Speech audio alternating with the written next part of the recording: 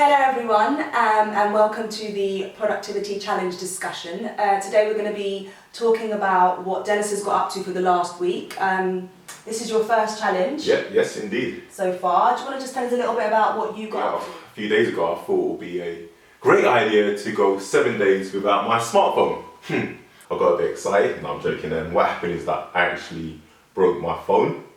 So had to get it repaired, and obviously getting it repaired, it meant that I'm not going to use my phone for a few days.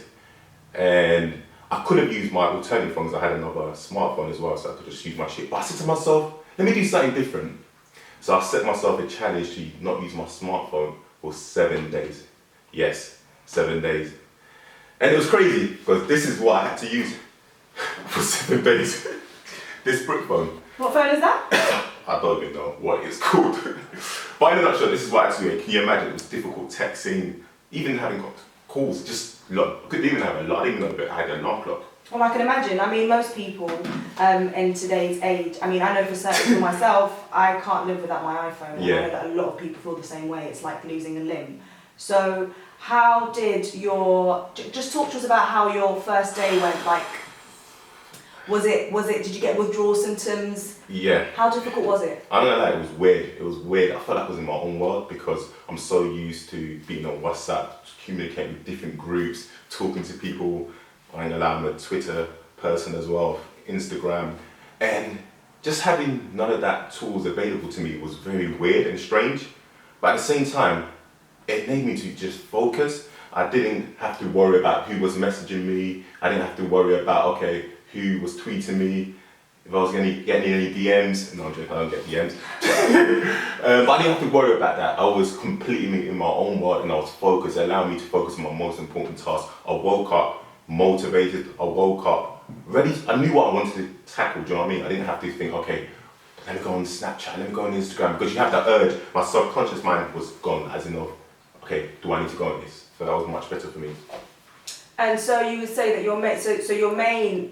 the main point for you, the hardship for you was really your interaction with social media and the fact that you couldn't interact with the world as easy as you used to, obviously, when you had your iPhone. Yeah, and to be fair, I do use my social media for business purposes, but also I have my own personal accounts for just having a laugh and joking around with my friends.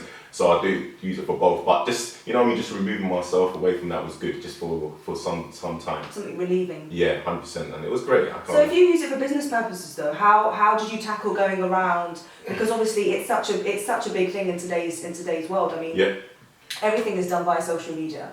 How did you tackle that aspect of things? Were you using a computer or did you use a laptop? So I was using my laptop, and which is not cheating because the whole purpose was not using my smartphone, and I could still do everything I needed to do on my laptop. However, I did say to myself I still want to have a few days off social media completely, but there's a website called Hootsuite which you can use to schedule your tweets, for example, if I wanted to do that. There's a few other apps called If This Then That, which I could use to automate my Instagram posts and any other things that I want to do that's related to social media. So there is other tools I could have used, but I just wanted some time out just to focus on the most important tasks, things that add value to my life, things that's really going to bring me income, rather than worrying about things that are just not as important, if that makes sense. Just things that I could get back to. And I knew, what's funny, I realised that people would only call me if it was important. And that's what I love, not just having meaningless conversations. So I only got a few calls, probably 3 people checked on me.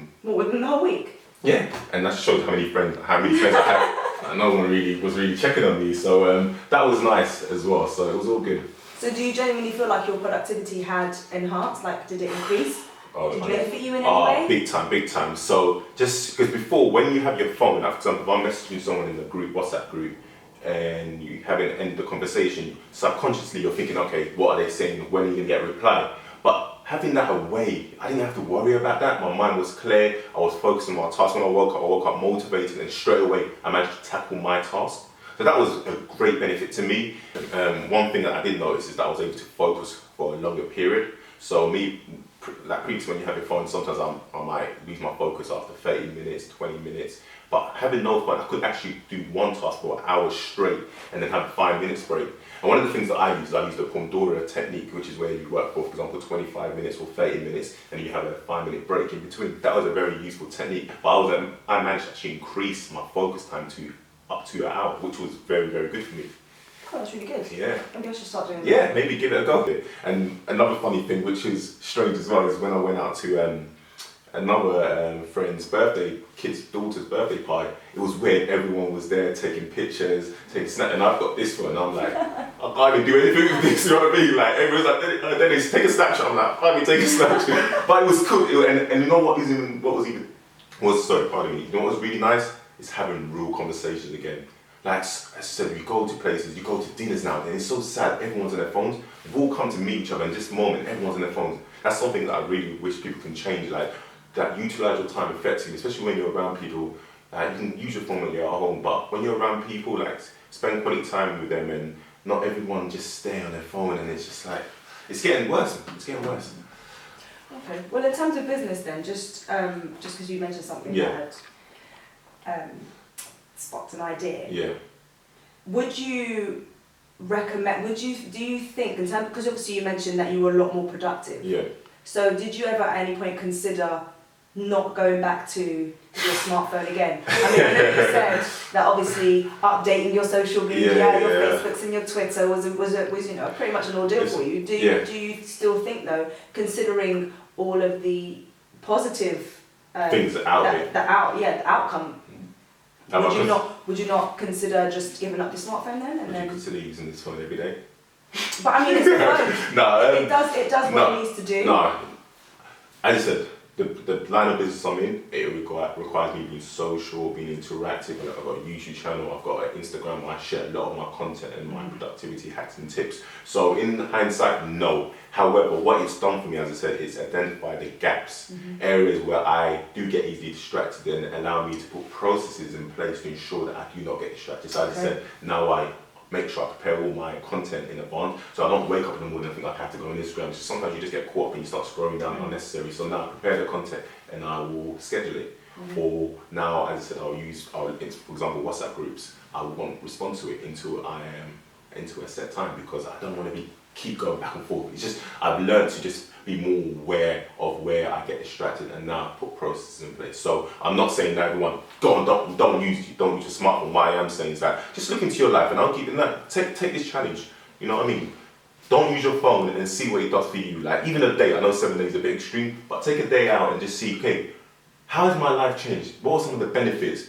And then ask yourself, okay, what can I do to ensure that when I do go back to my smartphone, you know what I mean, I can put these processes in place to ensure that I'm still adding value to my life, but also being social and still enjoying the company and your friends that you do have and you love. So it's important to communicate as well. This is the first challenge, and there's going to be many more challenges. And listen, and if you've got any other challenges that you may think you want me to do or you want to share, please do that, because I'm excited. Look, that's what my life's about. I'm always trying to improve my productivity. So yeah, please let me know your thoughts, and I look forward to sharing my other challenges in the near future. And thank you for being here. Yeah, not to worry, guys. If you could subscribe to Dennis's YouTube channel and send in all of your suggestions via Twitter, Instagram, slide into his DMs. Just do whatever you can. And yeah, hopefully the next productivity challenge will be even more interesting than this one. Yeah, I don't think we can get any harder than this. That's it, guys. That's it. It's over. Productivity challenge done. Take care. Thank you.